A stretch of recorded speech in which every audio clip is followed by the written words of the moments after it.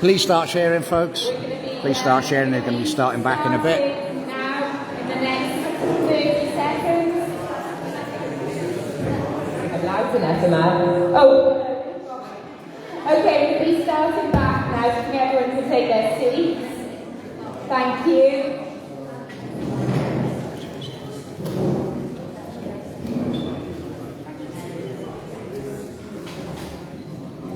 Okay, thank you everyone. Thank you so much for coming today. So before we crack on with the rest of the presentation, I just want to say a mention about our fundraiser. So we've already said that we are taking this to court. We've got a judicial review granted, and this is going to be in the courts in November. We haven't got an exact date yet, we just know it's going to be November. Because this sex education is due to come into all schools in September, we have applied for an injunction, that is to postpone this until the court, but we haven't heard back yet. However, we have done lots of work and we're so confident about this case, but it is going to cost money. Our target is 100,000. We've got to pay for this ourselves, so we've got a fundraiser going on at the moment. We've had some really generous donations. I'd like to thank everybody who has supported and donated so far, and everyone who has been involved in fundraiser events, such as Emma and Julie in the front here. And also we have Salvatore, who did a fishing trip on his own back and collected £580. So I'd like to thank Salvatore as well for that.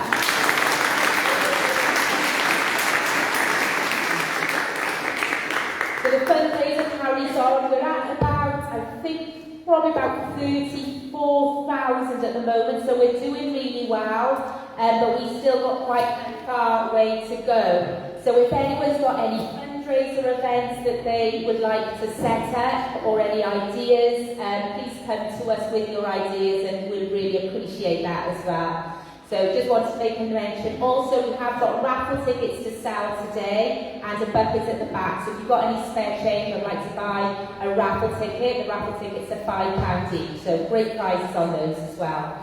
So thank you everyone again. Thanks to everybody who has donated so far. So guys, this second half, sorry. So this second half is a little bit different. We're looking at how we got here, people involved.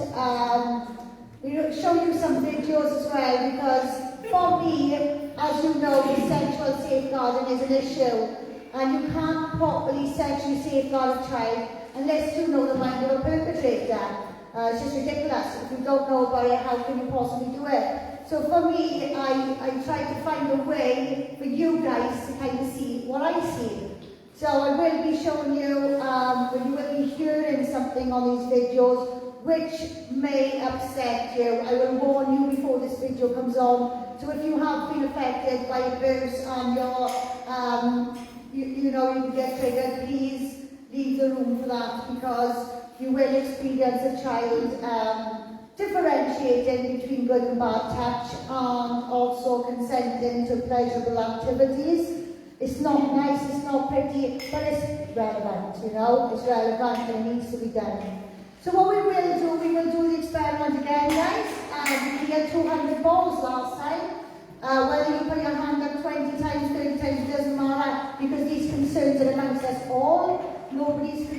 separate than anyone else's. We're all equal. If one of us has a problem, we all have a problem, because this refers to our children. So let's get on with the second half.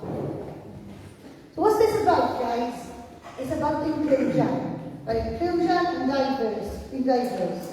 So we're told. But no parents are allowed. No religions allowed. And disability doesn't really get a mention. So how is that inclusive?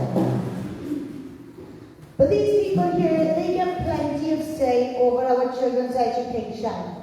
We've got organisations like the Mermaids, they deal with transgenderism. We've got the diversity role models. If you want to look at the diversity role models, you will see they produce sex education, a home education pack for Asda. The Safe Schools Alliance aligned them to something of PI policies. So PI, for those who do not know, is Paedophile Information Exchange, who were a political party of the 70s and 80s. They were given plenty of airtime, BBC time, you know, they were quite active amongst them. So we've also got Stonewall. There's a lot coming out about Stonewall lately, guys. You know, they claim to be this organisation bringing people together. Well, they're actually splitting up the LGBT anyway. So they are putting themselves apart from the inside. We've got this man here. Does anyone know who this man is? Yeah, Peter Tatchell. So Peter Tatchell is ambassador for an organisation called Educate and Celebrate. Peter Tatchell has no children. Peter Tatchell's only qualification in this is his sexuality. And Peter Tatchell seems to have more of a say than what we do. So we'll just have a look now at Peter in action, shall we? So as you can see here, this is just a clip from newspaper explaining that Peter doesn't want parents to opt out of sex education. As part of sex and relationship classes, the scheme will first be rolled out in more than 200 joy schools in Warwickshire, counties and Lincoln. The goal of the all-lovely programme is to teach topics such as personal identity, the body and emotions. It's just the latest controversy though with the teaching of young children in the UK. This year, parents removed more than 600 students from the Birmingham primary school over LGBT lessons. And the move came as a protest by the parents in the predominantly Muslim neighbourhood in response to those rallies in school classes. Let's begin to get to that human rights campaign international activist Shakil Afsar. Good evening to you both and welcome to the programme. Peter, first to you, talking about self-stimulation discussion with 6-year-olds. Just tell us what you think is a good idea or not, but also, are we stealing innocence from children that young? First of all, let me say that like most people, I've actually read more about the programme in full, and I know that it's drawn up in consultation with parents, teachers and pupils to answer the questions that young people often ask their teachers. The purpose is to safeguard the health and welfare of young people. The issues that you have raised are a tiny, tiny fragment, but they are about ensuring that young people do not inappropriately touch themselves or others when it's unwanted or when it's in public. And it's quite right that young people should be taught that it's not appropriate to walk around the street naked or to touch their private parts in class in front of other children. But the main aspect of this program is not about these issues at all. It is to teach about love and relationships. It teaches young people that some of them will live with a mum and dad, some will live with single parents, some will live with extended families with perhaps grandparents or aunts or uncles, and some will live with same-sex families. It also teaches young people about the changes their bodies will undertake during puberty, so that young people are not anxious when they start developing pubic hair, or as girls, they will not be panicked when they start to menstruate. And if you love children and care about them, as if you want your child to know about those issues, it also, of course, talks about the importance of respecting other people's feelings, so not touching them in any way that they feel uncomfortable with. And the purpose of this is to ensure that young people are aware of issues like child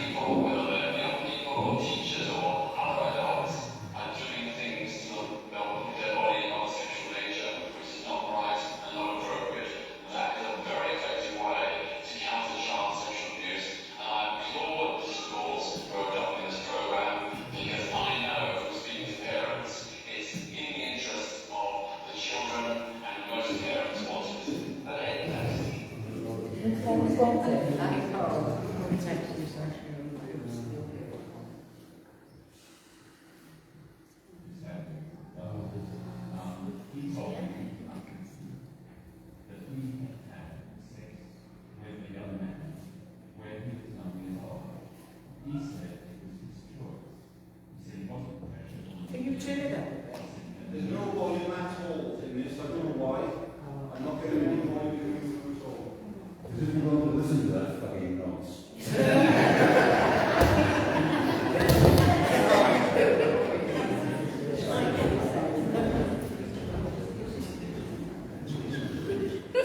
Sorry about that, guys, the sound. This is the thing I've screen recorded. So basically what he said there was sex with 9-year-old boys possibly could be harmless. So what you see in the first part, he was discussing the All About Me package. He was saying how it protects against sexual abuse. It is not about touching, but as you can see, the All About Me package is about touching. You can find this video online. It's easy to find if you just put Peter Thatchell, was it 9-year-olds having sex or something? We've actually got a link for it on this PowerPoint, so we can send you the PowerPoint if you like.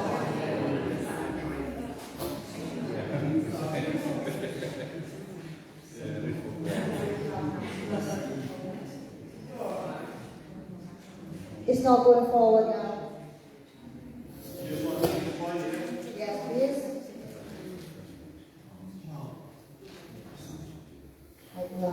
Right, okay, so this is part of Educate and Celebrate as well. This is a book written by Dr. Ellie Barnes and Dr. Anna Carlyle. Now, Dr. Ellie Barnes is the CEO and founder of Educate and Celebrate. She is also the promoter of the whole school approach. This is the book here. Dr. Ellie Barnes is a liar. You check her work. She claims, well, if you look in there, she lists the 9 protected characteristics of the Equality Act. Teachers read that. She's changed them. She's removed gender reassignment and replaced it with gender identity. This is in almost every school in the country. That's not bad. Well, let's listen to what this woman has to say. I'll pass this to you. If we listen to what this woman has to say, okay? This is how she addresses teachers.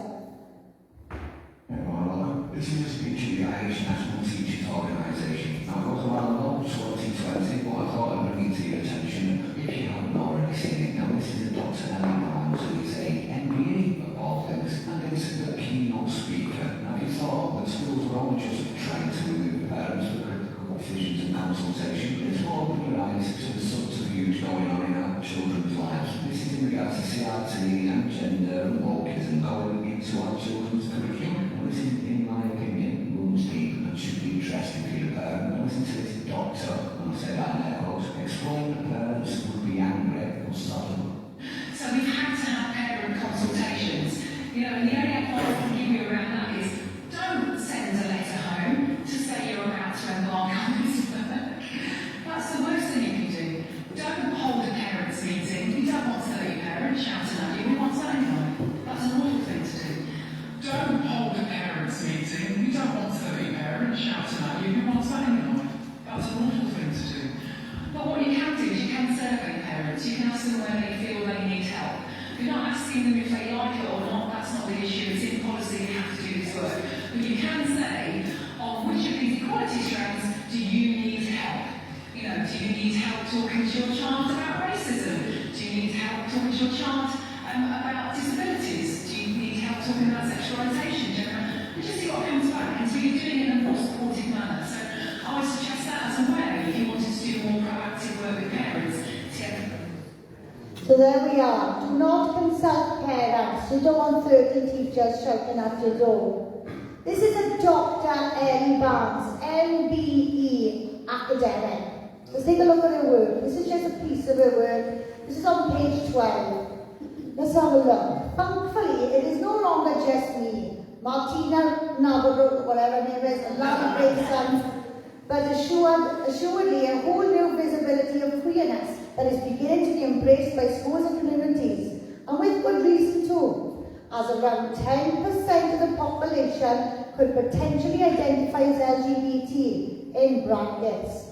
The famous sexuality statistician Kinsey established these figures in relation to gay men in 1948, but of course it's probably more, as he was not looking into women, bi or trans people. Now this woman has referenced this book, okay? When you're an academic and you're at PhD level, MVP, right? When you're at that standard, your referencing counts. So when we looked at her referencing, she's actually referenced the whole book. This is the book, Sexual Behaviour in the Human Male. Now, she's referenced this book in her work. She has not referenced a chapter in this book. She has referenced this book in its entirety. But chapter 5 is based on children.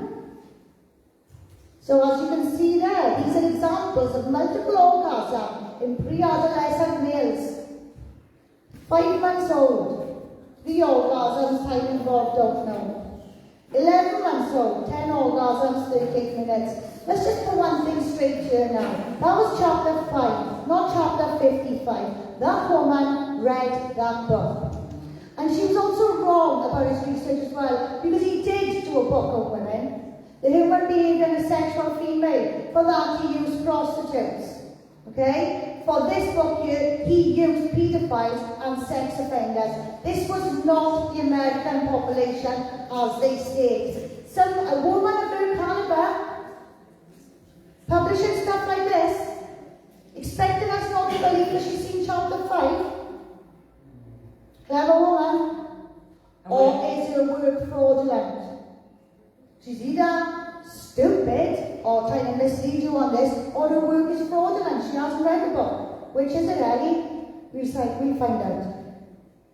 So as mentioned, you would have seen that it was, she referenced the book, Human Behaviour, Sexual Male, and 2 guys on that cover was Alfred Kinsey and Wardell Pomeroy. So Alfred Kinsey, he was the president of the Kinsey Institute, and then we had Wardell Pomeroy, who was the president of CCAS. This is very, very important to us here now. Why? Because when you look at the front cover of the UNESCO document on the Hub website, you will see the acknowledgements, who they are partnered with, who they work with, and who write those documents. It is CCAS who write our sex education documents. Again, speaking of research, it's very important we bring this to you, because we hear a lot about the gender theory. Again, guys, flawed science. This is John Money, and the little girl in the corner there is David Reimer. David Reimer and his twin brother, they were circumcised when they were very young. It was a botched circumcision. David ended up with mutilated genitalia. So John had this amazing idea that we could raise him as a girl. Let's raise him as a girl. Not only did they try to raise this child as a girl, they forced this child to perform sex acts on his twin brother. Then they published the research as an absolute success. By the time David got to about age 10 to 14, he really started to notice things weren't right. He was told the truth. Then he started to live his life as a male. He did go on to get married, but he did go on to pass away as well. His brother died of an overdose and David later killed himself, but not before coming out to the world and telling them the truth. He sat and Oprah Winfrey told the world the truth. His mother has told the world the truth. But where's our research? Still in existence. Still being referenced now. Just as Kinsey's work is referenced now. These are the experts that we are dealing with. It's really important to understand how research is conducted, okay? You cannot produce a piece of work just out of your own ideas. You've got to reference someone who said it before or someone who said something similar before. This is how we're in this mess now. And when you look at people like Professor Emma Reynolds of Cardiff University, some people will read her studies and take her at face value, like Dr. Ellie's book there. But not me. I go straight to the back. I want to know where those references come from. What quality is this work? Who referenced this? That name looks familiar. Let's go back to there. Oh. The references come back to the same place. So what we're dealing with here is a system of lies. When you're dealing with a system of lies, you can never create truth from those lies. Lies leads another lies, leads more lies, more lies, more lies. We're in a bit of a mess here, guys. And this is all based on unethical, flawed science / child abuse. Right, so this video here, guys, this is what we want to bring policies into practice for you now, okay? I speak a lot about paedophiles because that is my field. It's what I know, okay? I've spent years and years and years. I was a child on the streets from age 14 to 21. I spent time with the youth offenders. That's where I got my passion for institutional abuse and child sex abuse. That is why I will not let this drop. So when I'm saying to you things like, they can't teach consent, paedophiles think children can consent, you better believe I'm telling you the truth. When I say you can't teach children correct terminology, paedophiles engage that way with children, I am telling you the truth. When I say children can't differentiate between good and bad secrets and good and bad touch, they cannot do that. I am telling you the truth. And what I'm going to show you now is, I'm going to show you Tom O'Carroll. He's not speaking in the first video, it's his friend companion. But he's speaking in the second video. And then the third bit there, it brings it all together. But I just want to point something out. This isn't an isolated opinion. To have the guts to stand up and say things like this about what you want to do to children, you've got to have some manpower behind you. You've got to have some serious manpower behind you to give you the guts to do that. So do not take this as an isolated incident. I want you to take this as in-depth study and knowledge. This is through the horse's mouth, okay guys? So the sound is not too great, but you will get the gist of it. Listen to what these people say, and then you will be experiencing a small child engaging in these activities as written in our policies.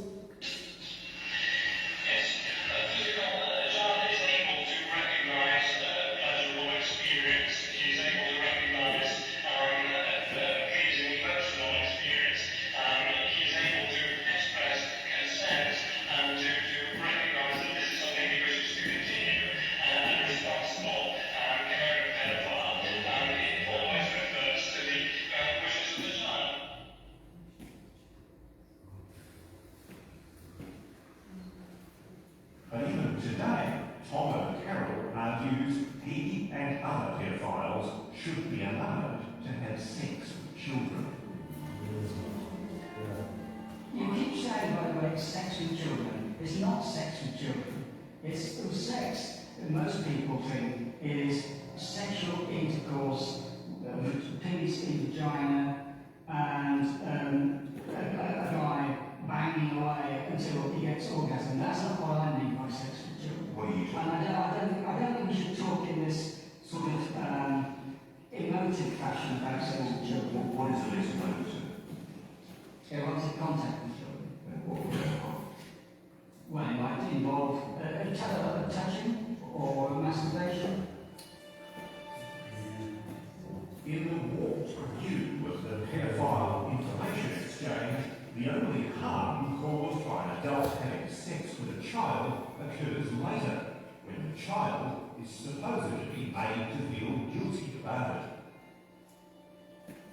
If they were traumatized, they wouldn't have gone along. That's not what the child step. That's what they say the kids are traumatized.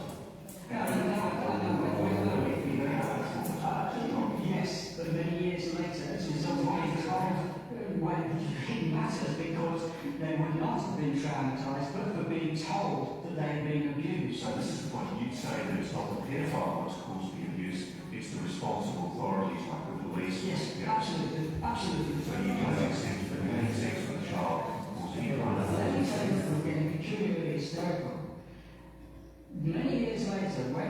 are told that they have been abused and it keeps being rammed into them from the media all the time, then that is the feeling that they come together. They come to think, I must be traumatised because people keep telling me so. That's how it happens. There's a section in the law where you describe the scenario of a little girl sitting on a man's knee. Yes.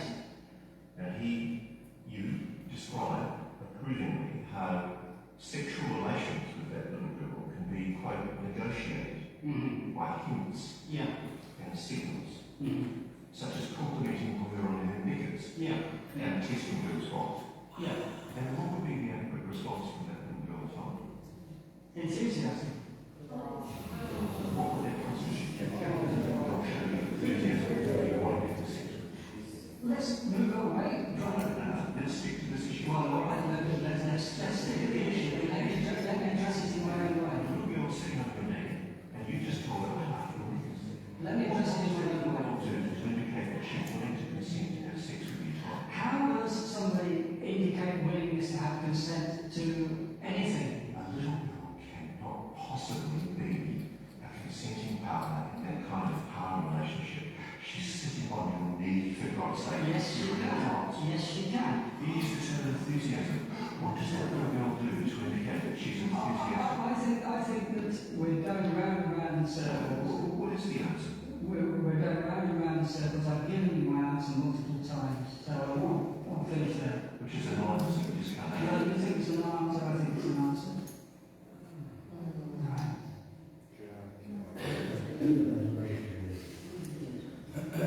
Now that's both of us. So, you're referring to continue with pushing, is that correct? Using in sessions. Why? Because I like it. You like it. You know, because it feels good. Because it feels good. Or it feels good like it feels good to you. It does feel good to me. Although I've become much more mindful than you since you are, and I'm also your dad. And I'm going to have more people aware of this transition group, specific people who are able to handle this, because I want to know that you're willing to do it with me. And at chapter 2 of Now, do you see what I see? Can a child consent? Can a child differentiate between good and bad secret? Can a child differentiate between good and bad touch? Why are we doing it then? Why? There's teachers in here. Are we right? Are we right?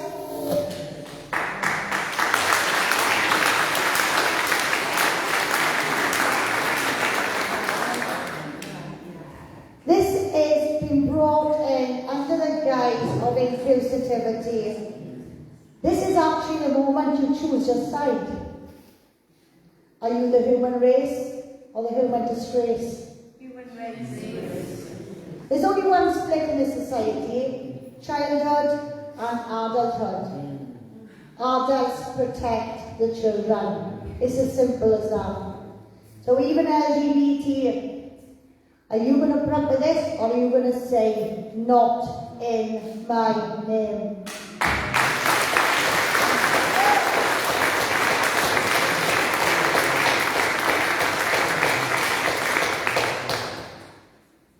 I'm a bit premature, that's like policies and practice should have been before that video. Sorry about that. Oh, okay, now we're going to go on to, can I just add, before I go on to the facts, the myth-busting facts, I just wanted to say as well, a lot of the people that we've been listening to, the Ellie Barnes and the likes of Peter Thatchell, they're actually seen as experts, and teachers and educators, they follow these experts and they actually just take it at face value. So when teachers say, no, we've been told this is absolutely fine, it's safeguards, teachers are not necessarily qualified in these areas, especially when it comes to safeguarding. So, you know, we just, these, you know, people who are putting themselves as experts, you know, not always of a good moral standing.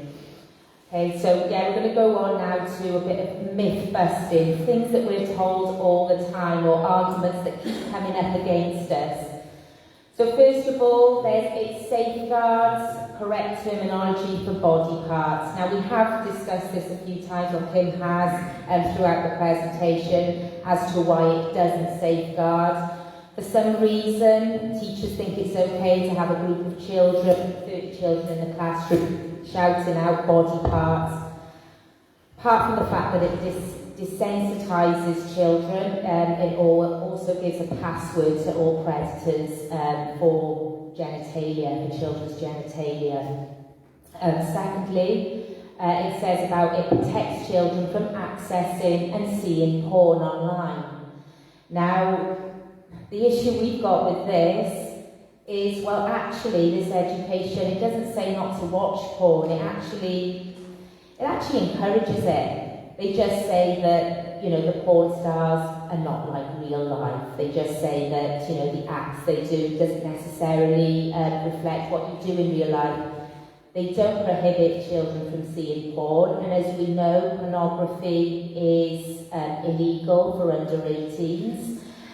Also, there was an incident back in England, going back last year I think, where it was a boy of 17, he'd actually walked in on his sister was doing her homework, and she was looking up pornography. Now the reason she was doing that is because her homework was to define soft pornography, hard pornography, amongst other things. So to say this education is to protect them from accessing or seeing it, in fact, you know, we have seen, that actually came out in the mainstream media. We don't know what other incidents have been going around, but it has actually been said that children should look it up. And of course, the teachers did say, or the headmaster said, no, they weren't meant to look it up. All the details were there on the slides. That's not good enough either, because children are encouraged to research anyway. Well, you've seen as well in the Scottish curriculum how exciting these different types of porn are. You know, these are videos that are endorsed by NSPCC. But the issue I've got with this here is, it protects children from accessing and seeing porn online. Why do I have to learn to lock my device? Why is Pornhub free? Why is it accessible? I'll tell you why. Because the government and big tech are failing to protect our children from this stuff. That is their responsibility, not ours. So we keep this out of the classroom. We will petition UK government to up their game. They do not use this as a pathetic excuse to bring this filth into our classrooms. Okay, so next they say lots of children have two mums or two dads. Now, that isn't actually true, isn't it? It's not the majority of children that have two mums or two dads. However, they are trying to say that it's the majority of people, and it needs to be spoken about. Now, Kim has said this before, like if they're talking about families and they want to talk in a class to include everybody in that class, then perhaps they should encourage children to, draw a picture of their own family. I haven't come across many children who have got two mums and two dads. I'm sure you haven't. Although, yes, there are some family units like this, but this education really drums up that there are lots of children in this situation. Well, that's it. You're saying lots of children have two mums or two dads, when in actual fact they don't. Then they come back and say, well, all the more reasons to deliver this education. Well, like Lucia said, that's simple. We tell the children to draw their family, we sit down afterwards and discuss the family, end of subject. What you will find is these small children may not even draw a human. They might draw their dog and their budgie, because to them, that's who their family is. We do not tell children what families look like, it's how they feel and how they want to express themselves. So even children with two mums and two dads, we can address this issue in a single lesson, just by getting the children to draw a picture of their family. And then they say teachers are trained, so this is a good one, isn't it, Kim? Well, teachers are trained, aren't they? They're trained to teach. They're trained to teach. We're expecting them to look at additional needs for the children with perfect diagnosis, social workers, now they're the sexual crimes team. They cannot spot a bias disclosure. They do not know what one looks like. So I think that is, again, another myth. And then it says it's going to reduce teen pregnancy and STIs. So why are they mandating it from age 3 till 11? Why are they bringing it in quickly for the teenagers if they think this is right? It doesn't make sense, because if it is to reduce teen pregnancies and STIs, then surely they'd be rushing this in for the teenagers rather than the young children. Age appropriate, I think we've smashed that, guys, yeah? When you're told this is age appropriate, what you need to be asking is, can I see the assessment tool for that? Because if they're telling you it's age appropriate, they need to define that in a class of 30 children, including the neurodiverse children. So how can this woman with a music degree do that? She must have an assessment tool or a scientific statement. She must have. No, she hasn't. It doesn't exist. Age appropriate doesn't exist. And developmentally appropriate as well, that also doesn't exist, because if you have got children of your own, you'll know that every single child develops at different stages. So one 6-year-old might be, more sort of mature in certain ways than some 8-year-olds. So to say developmentally appropriate in a whole class of 30 is also doesn't make sense. Consent is empowering.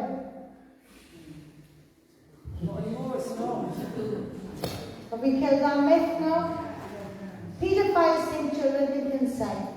If you go on YouTube, you will see a video commissioned by the Welsh Government. There's a primary school teacher there from Blaen and Mice Primary School. This teacher openly admits that consent is a new word to children. It's a new complex word they don't quite understand. She then gives an example. If somebody wants to take a pencil out of the pencil case, they can ask for consent.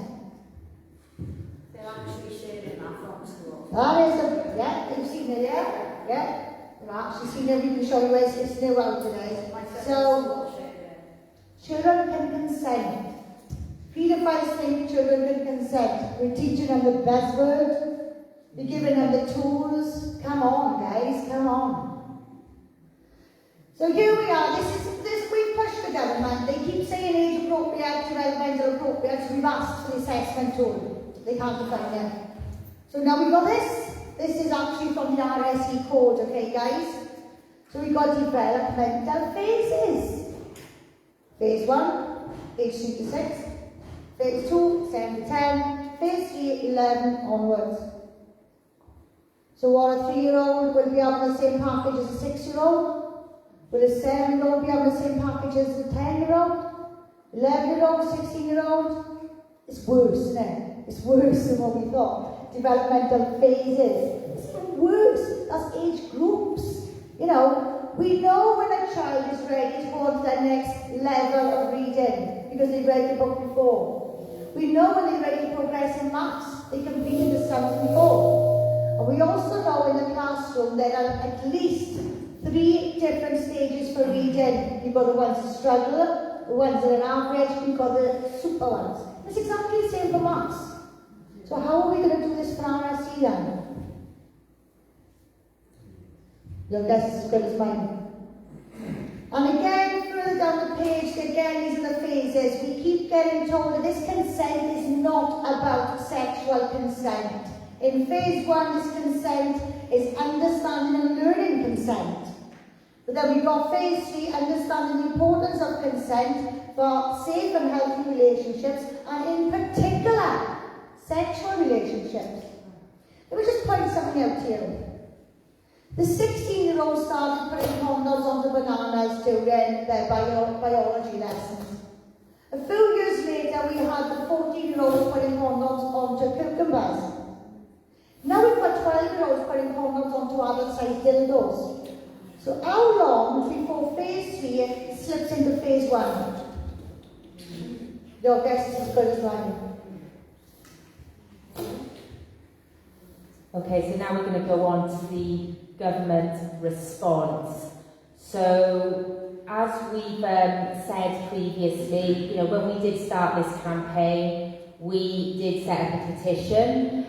We managed to get our 5,000 signatures as well, but we didn't get our debate, which was wasn't really surprising, but we didn't get our debate. Whilst we did try getting this petition up, we did have a couple of issues as well. They took away all our links that we wanted and they replaced it with abortion websites promoting abortion. Yeah, so the government have been playing ball, guys. They have been trying to obstruct us at every stage. They've been on social media calling us liars. They've given speeches in the Senate calling us travellers. They have been very rude, bad-mannered and dismissive. But what did we do? We are taking them all the way. We got them in the road.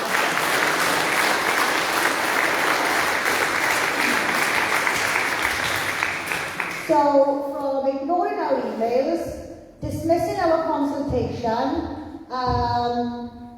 again, our petition, they kicked that into the long grass. They lied to us and published something different online. All of that now has been submitted to the courts. So everything they did to us,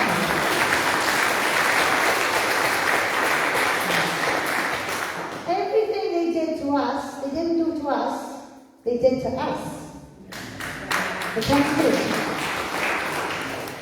And we have taken this country to the top of the leaderboard because this has not been achieved in any country yet. We are the first.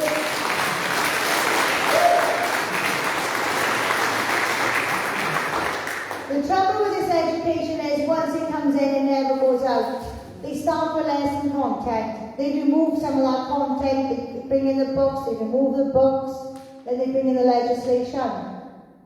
Wales, we've had the most radical piece of legislation I have seen sitting alongside this education. I've been following this since 2013. We've got the most radical piece. Sex education from age 3 to 16 with no parental opt-out. Comprehensive sexuality education. Some people say kids in full-time in school till 5. Well, mine was 3. I should have went to Welsh school. 3, full-time.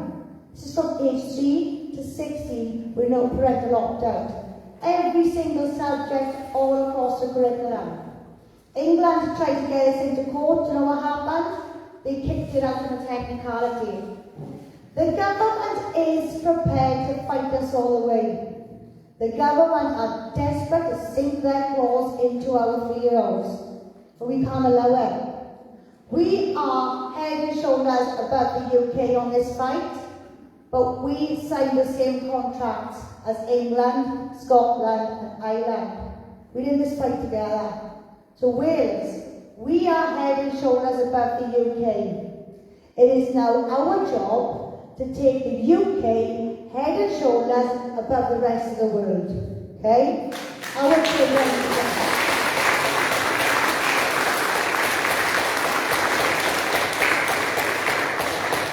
The government keeps saying they are proud of this world-class education, even though it's not global. Okay, so world-class education is not global. But you know what? We can be world-class. This can be a problem for us, or we become a problem for them. We've spoken about the safeguarding flaws, the lack of training, the gaps in provisions, policies not fit for purpose.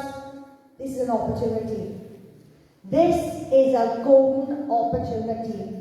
We can retrain the teachers, we can write this teacher training, we can fulfill the gaps in provisions, we can get the new policies, we can work with legislators, we can put Wales on the map.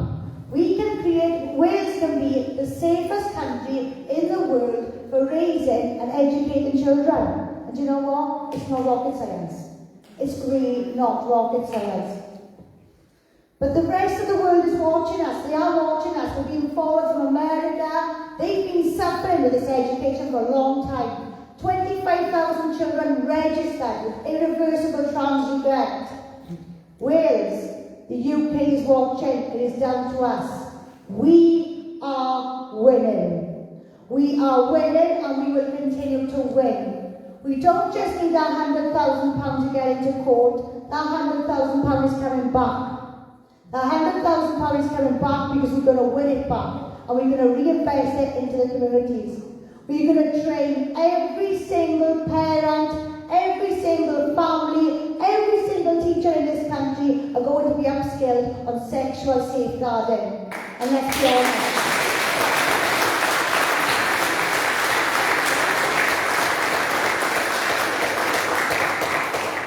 And if we're totally honest, guys, it's been a long time coming. So yes, it is doom and gloom, and yes, you know, some days I could break my heart, right, because I know what is coming. I've seen what happens to children. But you know what? This is a golden opportunity. We're already failing children at a mass scale, right? We could never put a plaster over what's been going on. So we need to use this opportunity, guys, and we can only use this opportunity if we all come together, which we have been. We've united North and South, East and West. We are bringing together different faiths under one roof, right? This is something the government claimed to do, but it excluded people. There is no division. From this point on, you make a choice. Doesn't matter who you are, what your faith is, what your sexuality is. Today you make that choice. Are you the human race or the human disgrace? If you're the human race, disgrace.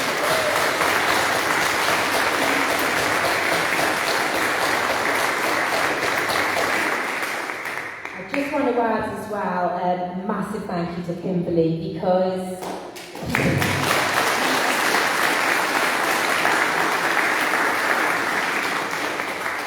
when I first heard, like, I wouldn't have even been aware of what's going on until it was too late, I suppose, had it not been for Kim. And, you know, when I first did start learning about, you know, looking at documents, etc., sometimes there were things that I didn't necessarily pick up on, because, as I said before, I haven't got the same qualifications as Kim. So, you know, Kimberly's able to pick up on things that, you know, I couldn't pick up on, perhaps yourselves wouldn't have picked up on, certainly teachers as well wouldn't pick up on. So I am very grateful for Kim, I'm sure you all are as well. She hadn't studied this since 2013 as well. She knows these documents inside out. So when I've got an issue and I can't find something, I always want to ask her, and she always knows. So really grateful for all your work. And also, Kim's quite bolshy as well. To get it this far into court, oh, you should see the file. The files are absolutely amazing. The arguments we have and the claimants have to the court, we can't lose it. We cannot lose it. It's impeccable. So I'm really grateful for Kim, as I'm sure you all are. It's an amazing thing.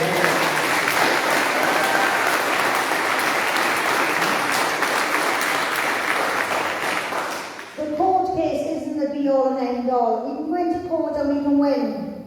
But we come out, nobody knows what's happened. Nothing changes. So you can come back in a year or two, 5 years, 10 years, nothing changes. Or we can actually go into court and lose, but come out winners. Because we come out and everybody's there. Everyone knows what's happened. There's too much pressure on the government. But we don't want that. We want to win. We want to win in the court and we want to win out there. And we cannot do that unless everybody's on board. We've got a massive job to do here, guys, and it starts and ends with awareness. It has to be awareness. It was a movement that got us here. It's going to be a movement that got us out of it, okay? But don't forget, this is built on lies. And like I said, one lie leads to another lie, another lie, another lie, another lie. You're in a web of lies. But the truth will always stay the truth. And that's what we are working with, guys. Truth, love, and unity, okay? And it's awareness is key to that. Okay, so I have spoken briefly about the fundraiser. We've had quite a few, we put fundraise because it's about the fun part of this campaign. A lot of this campaign is full of doom and gloom, it's horrible, there's some really upsetting information that we've got to look into and let people know about. So when it comes to the fundraising, we call it fundraise. So we've had quite a lot of fun in the last year, haven't we, Kim? We had a skate-a-thon, so that picture there is a couple of the skate-a-thoners up and down Aberavon beachfront. This was Kim's idea. She decided, let's get on a pair of skates, even though none of us could actually skate, so it was a bit of a learning curve for us all. We raised quite a lot of money though, didn't we? Probably about 3,000 I think we raised altogether with that fundraiser. We've also got Darren here. So Darren has done quite a few fundraising events. This particular one in this picture, he walked across Wales 140 miles and he camped throughout as well, so that was incredible.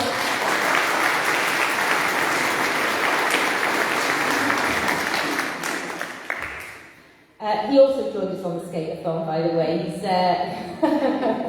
He did the skate-a-thon. I think it was it was the 3 Peaks as well. We did the 3 Peaks, so that was last year as well. A group of us did the 3 Peaks, which was the Welsh one. So we raised over 3,000 for that between us as well. And Darren had actually done the 3 Peaks about, a couple of weeks after he did his 140-mile walk.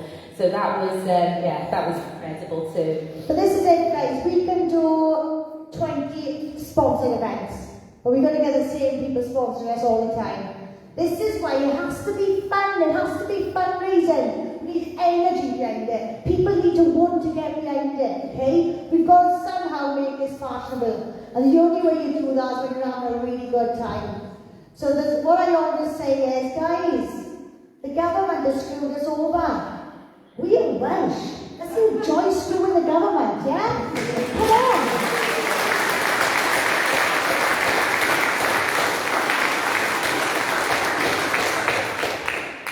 So now we're on this bit, we always mess up on the end. So you know what? For the first time, I'm going to bring it to a close properly before the questions, because we always mess this up, don't we? So I just want to take this opportunity to thank Sharon for organising this. Thank you all.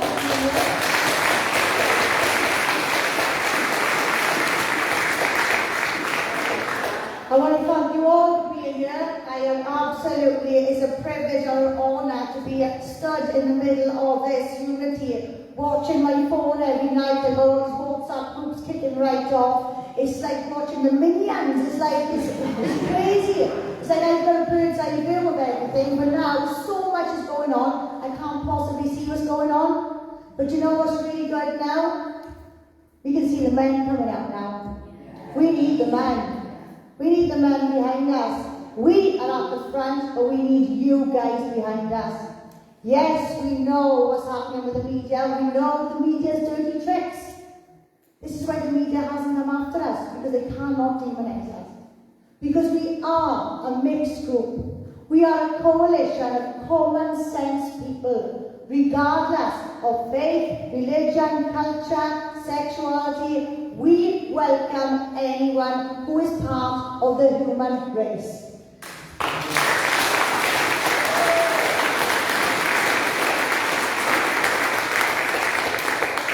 And I just want to say one more thing.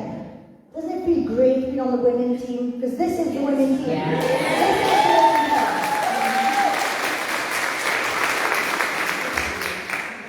Okay guys, so unlike the government, we are here for you to grill. If you have any questions, no matter how awkward, how intrusive, go for it. We are not here for ourselves, we're here for the children. So fire away guys, anything you want to say, just give it to us. Is there worth sort of people writing into government councillors, anything like that? What you suggest we do besides the Right, well we've just set up WhatsApp groups we have. We've tried this before, it didn't work before. People weren't ready for it. We're in Wales, it's a small country, okay? We've only got 22 local authorities. We've managed to put together 21 local authority WhatsApp groups. Last week, in the first week, we successfully addressed half of the country in local authorities letters. What this means is we've written to them about this court case. We've pasted in all the governors, the councillors. Why? Because they are school governors. So that way we've indirectly informed them. So for the first time in history, and especially in the history of devolution, half the country has stood up to their local authorities and the government. By Friday, I want to be able to say the whole country has done it. So what's happening here, what we're finding is there's people out there waiting for you. Okay? There are councillors out there who have raised this, but they can't go no further because there's no one to represent. If you're not going to your councillors, how do you expect them to fight it? There are teachers out there waiting for you. 68% of teachers do not like teaching this topic anyway. Get out there, get and find each other. But yes, I do advise you email everyone, clog up their systems. This is where we're cooking on gas now. It wouldn't have worked 6 months ago. This is the time. Email. Try and call for a public meeting. They will refuse. They will refuse. We can petition them then for a public meeting, right? They probably refuse that as well. At this moment in time, they have been put on lockdown. The councillors are not allowed to bother with us. So, and we've seen this email, they had a national meeting on the 22nd. What they are saying is they are respecting the judicial review. They don't want to engage with anyone until the end of this judicial review. But that's not till November, and this starts in September. So now, what we are asking the council is, what steps are they taking to safeguard, A, their staff, then the children, then the parents. Their responsibility is greater than ours. So that's what we're looking at now. What steps are they taking? Because don't forget now, this is not you saying this anymore. This is not me saying this anymore. This is not my opinion or my interpretation. This has been accepted by a High Court judge. Okay? They're not insulting us, they're insulting the High Court. 0.22% of judicial reviews are granted. That's less than 1 in 500, okay? This is a very rare thing. This is a landmark victory. This is, you don't get this. So now you just keep going back to the judgment, what the judge said. The judge has recognised the complexities here. The judge has also recognised the consequences for children and parents. So that's what you need to keep asking now is, what are they doing? What steps are they taking to safeguard people? Because they could be acting unlawfully here. Okay? Because what's happened is, and like I said at the beginning, we've got the legislation. This legislation is secondary legislation. That legislation is saying they've removed our parental opt-out. But when we went to the legal team with this legislation, do you know what they said? The parental opt-out is for them. It's in the 1986 Act in Section 9. If you read it, it says, you've lost your parental opt-out in England. So they've actually messed up the legislation.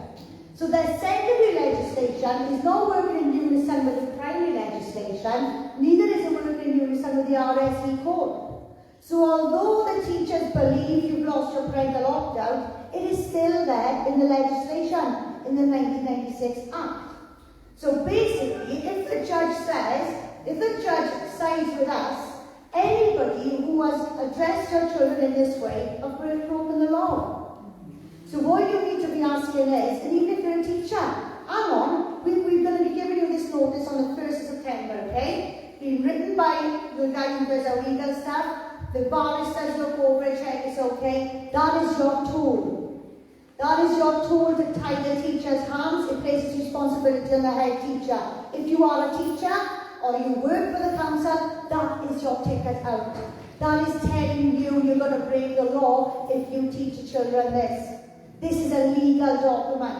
You take it to the local authority legal team. We clog up their systems. Okay? We've got plenty of punches left to pack here, guys. We have got a few more steps left to take. And although we ain't always, we don't tell you things straight away, it's because we need to make these steps, guys. Some things we have to hide from the government as well, So what we are asking you guys to do now is saying, what steps are you taking? What if this is unlawful? Is there compensation in place? How can we undo this damage? Those are the questions you now need to be asking your local authority. Remember, this is in the court. This is in the court. It's a live court case. You're not lying. You're concerned. If a high court is concerned, so are you. So keep pushing on that note now, on the legislation. And when we issue this section, I notice on the 1st of September, everything will become clear. And we will also have 5,000 copies of this notice with us in the Neon in the report on the 5th of September. So we will try our best to get digital copies to you and hard copies, but these documents don't work on their own. You guys need to get them out there. You guys need to use them. And like I said, 68% of teachers don't like teaching sex education. That's a massive proportion, guys. Reach out.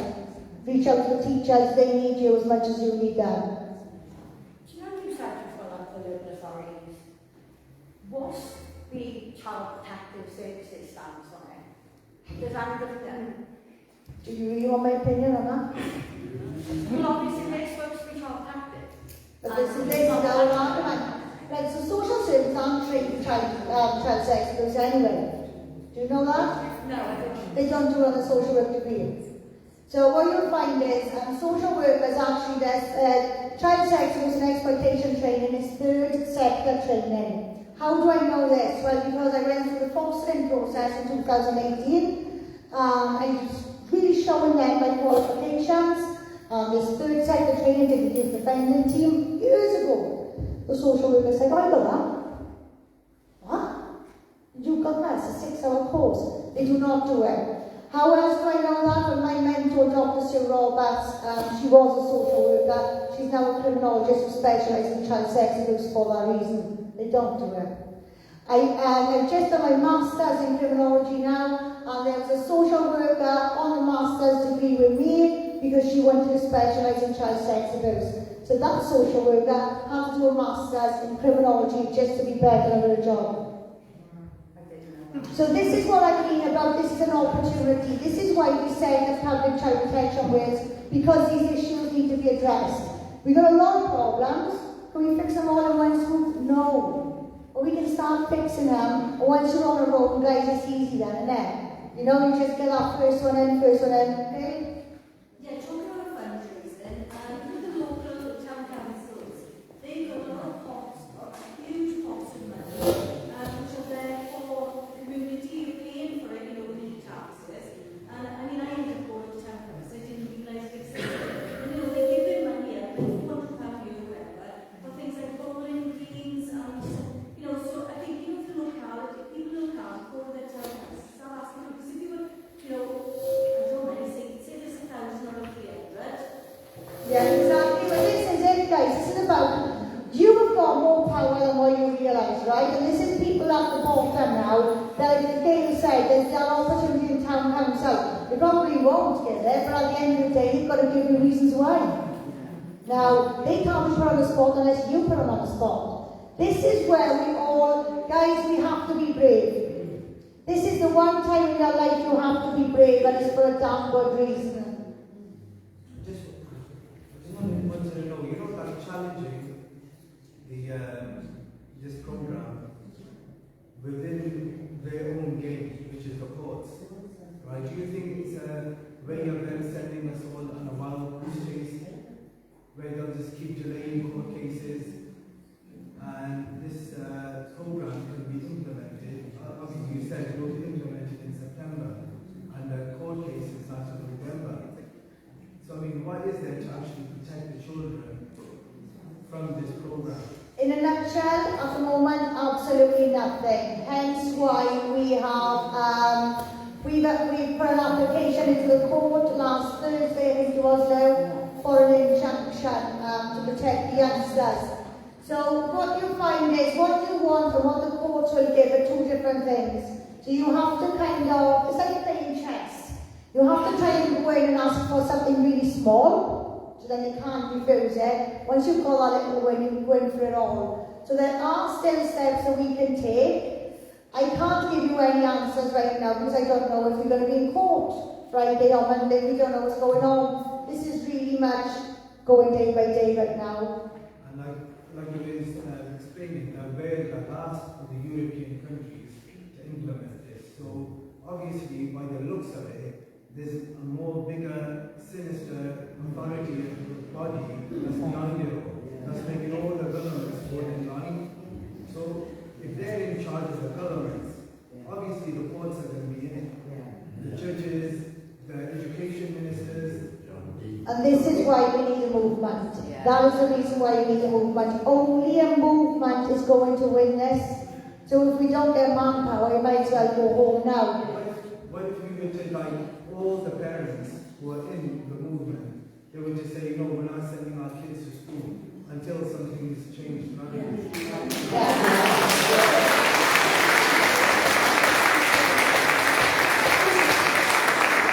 If every parent was seeing what we are seeing and were saying no, then we wouldn't even have to be worried about this court case. We wouldn't need the court case because every parent would be outside every school complaining about it. So this is what Kim has been saying all along, is we really need a movement. So everyone here needs to go out now and tell all their family and friends, direct them to our website or our Facebook page, because once everybody knows about it, then, you know, as Kim says, even if we lost in the courts, we'd still win because people will not take this nonsense. But the issue we've got here, we're still a minority compared to, like, there's 3 million people in Wales. If everybody knew about this or were as concerned as us, we wouldn't even need to be doing fundraisers. We'd have had the money 10 times over. So removing the children from school did work in Vietnam. There's 600 children was removed, and it did work. It worked for those few schools. So my advice there would be, like obviously we're an organisation overseeing the whole country. If there's enough in your school, why don't your school stand up for the whole of the country? You know, this is why you get mobilised at the bottom now. We are not telling you guys not to do something or to go ahead and do something. We encourage you to fight, whichever way you want to. Our role here is simply no child left behind. We are only trying to steer this on the right channels, the mainstream channels, so we can engage with the people. You know, this is what we are trying to do. But guys, you are far more important than us. You are the ones that matter. We are nobody, and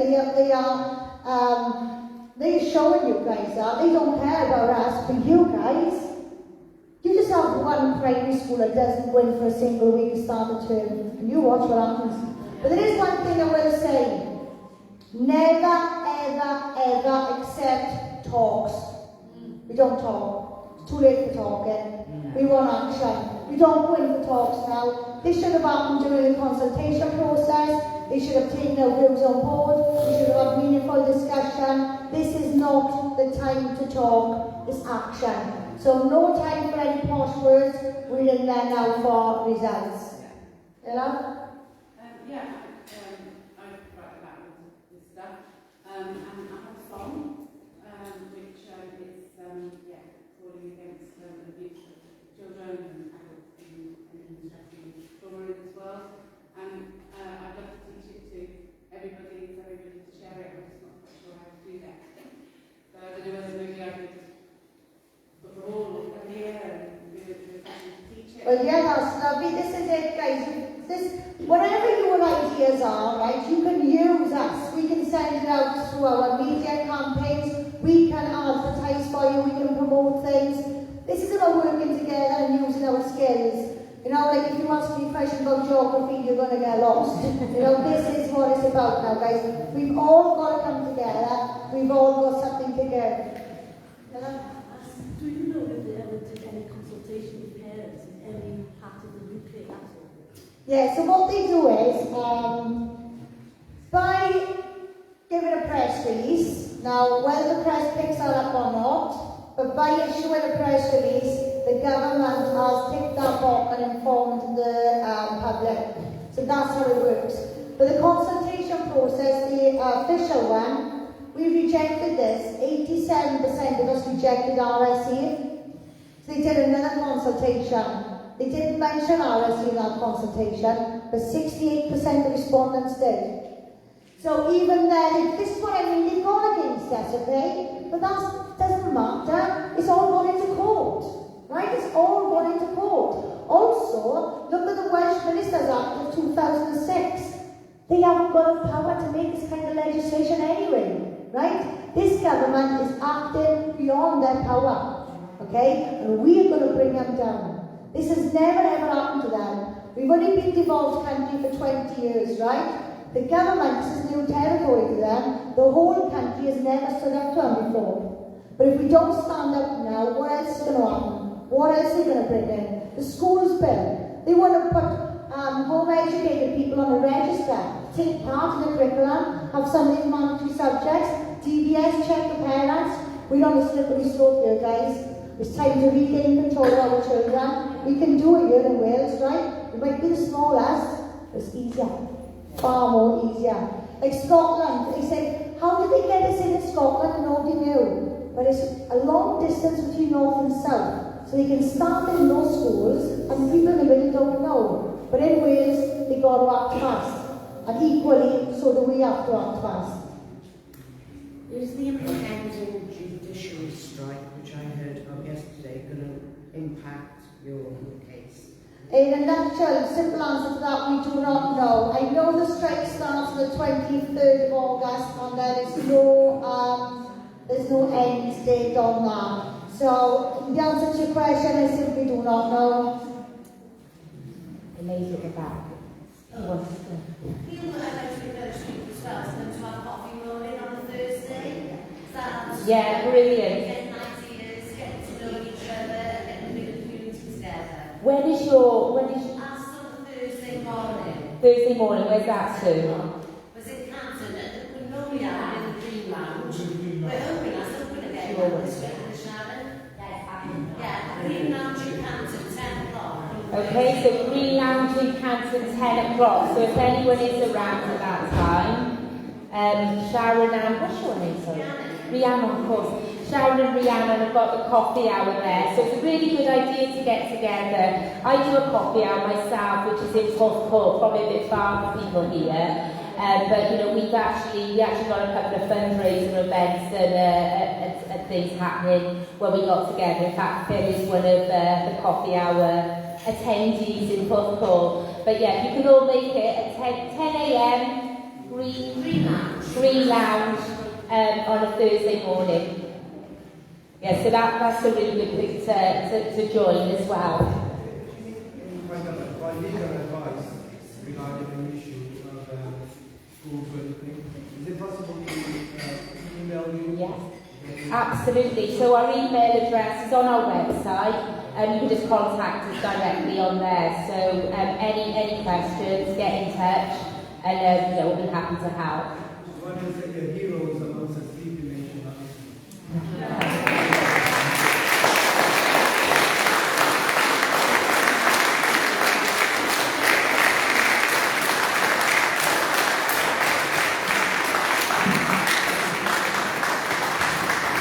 Thank you guys, thank you.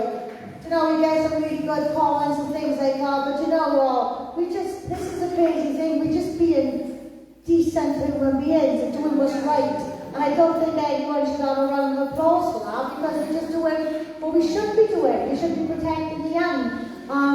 The fact that we're actually stood here discussing this stuff is a bit surreal, isn't it? Look at this bin, it's been filled twice with concerns. It's not quite me pick it up now, but you know, that's a visual representation of your concerns. So when your children's been filled twice, she was sat down twice as well. So guys, this is what we're dealing with here. I'm going to go down with that, it's a bit of a bad back, so I'll leave it to Lucia. But I just want to thank you all so much for your support. It's been a difficult 2 years, we're in the 3rd year now. We've been outside the Senate for a demonstration of homes, just our homes there. You know, we really tried, but now for us now, seeing this, feeling this is what makes it worth it, guys. You guys make it worth it, and you guys got all the power. We've just got the mouth. That's it. Thank you all so much.